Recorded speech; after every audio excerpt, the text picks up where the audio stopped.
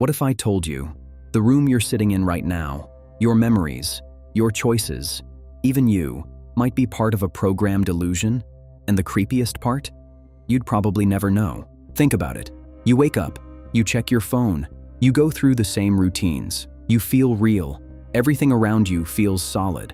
But what if that feeling is exactly what the system wants? What if reality isn't reality, but a perfectly designed experience? Not a dream, not a metaphor, a simulation. And once you start seeing the signs, it gets hard to unsee them. So tonight, let's go deeper. Because if reality is a simulation, then nothing is random.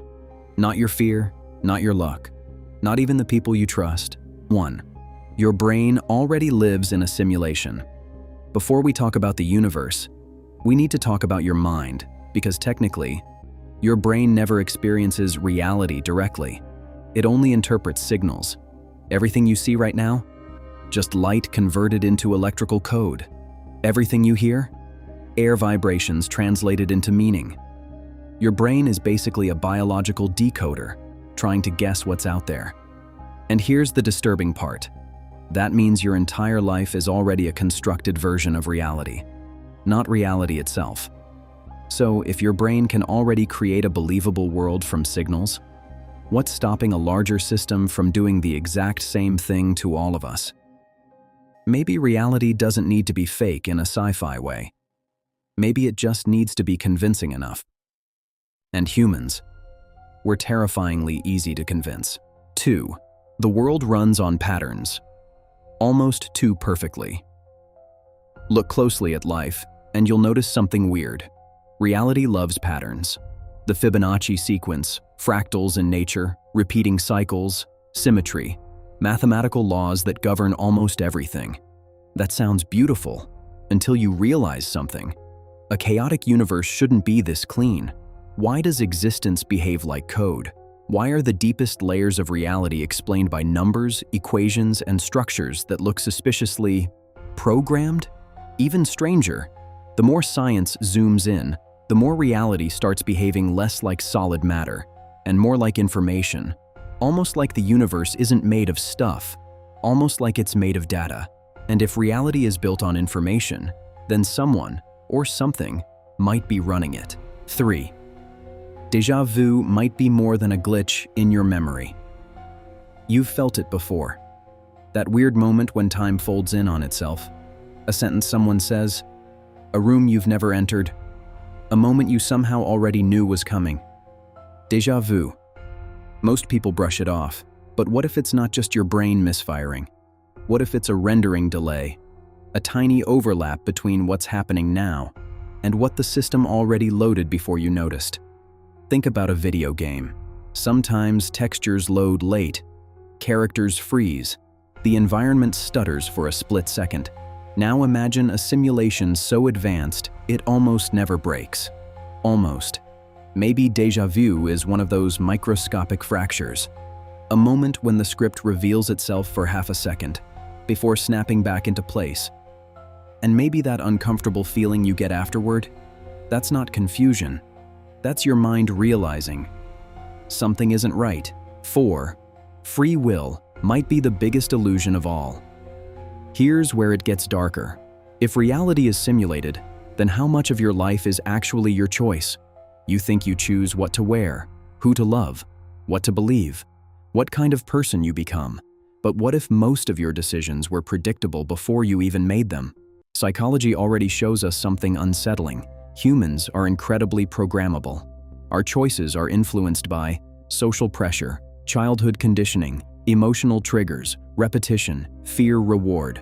In other words, push the right buttons and people behave exactly how you want. That's dark psychology at its core. And if humans can manipulate behavior that easily, what could a system do? What if your personality is just a response pattern? What if your desires were planted? What if your strongest beliefs aren't yours, but part of the code keeping you stable?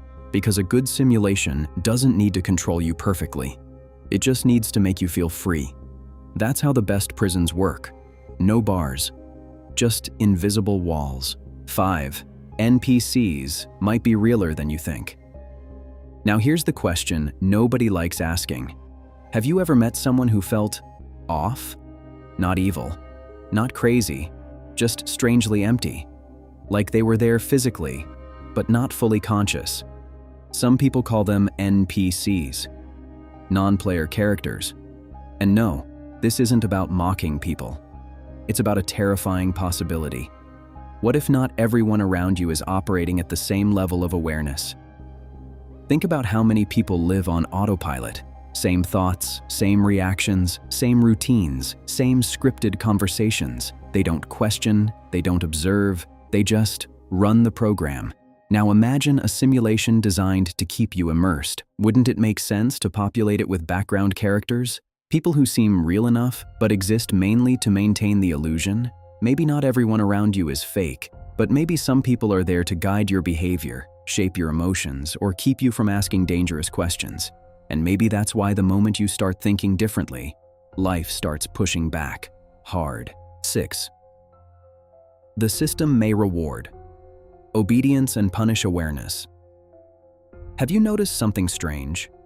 The more asleep people are, the easier life often seems. They fit in, they follow rules, they repeat what they're told. But the people who question everything, who see through manipulation, who notice patterns others ignore, those people often feel isolated, almost like the system doesn't like being observed. That's not just paranoia, that's a psychological pattern. Once you become aware of manipulation, you stop reacting the way you're supposed to. And the moment you stop reacting predictably, you become difficult to control. So what happens? You get distracted, overwhelmed, misunderstood, exhausted, almost like something is constantly trying to pull you back into the script. And maybe that's why so many people numb themselves, because awareness is heavy. Once you see the game, you can't fully go back to playing it the same way. 7. What if death isn't the end, but the exit screen? Now let's go deeper than most people are comfortable going. If this reality is a simulation, then what is death? A shutdown, a transfer, a logout? Think about it. You've never experienced non-existence. You've only ever experienced being inside consciousness. So what if death isn't the end of consciousness, but the end of this specific environment? What if your entire life is one level, one test, one scenario, and when it ends, you wake up somewhere else? Maybe older, maybe outside the system, maybe realizing your whole human identity was temporary. That idea is terrifying, but weirdly freeing, because if this world is a simulation, then pain might have meaning, fear might have design, and suffering might not be random. But that creates an even more disturbing question. If this is a test, what exactly are we being tested for? 8. The most dangerous thing you can do is notice. Maybe the simulation theory isn't about technology at all. Maybe it's about perception. Maybe the simulation is every lie you were trained to accept. Who you should be, what success means, what love looks like, what fear controls, what reality is supposed to feel like. Because the truth is, most people never really wake up. They inherit beliefs, they inherit fears, they inherit identities, and then they call that living. But the moment you begin questioning everything, your thoughts, your patterns, your impulses, your reality, you do something dangerous. You stop being easy to run. And whether this world is digital, spiritual, psychological, or something even stranger, one thing stays true. The system only works if you never realize you're inside it. So, what if reality really is a simulation? Would you want to know? Or would the truth destroy the version of life that keeps you comfortable? Because maybe the scariest part isn't that reality is fake. Maybe the scariest part is this.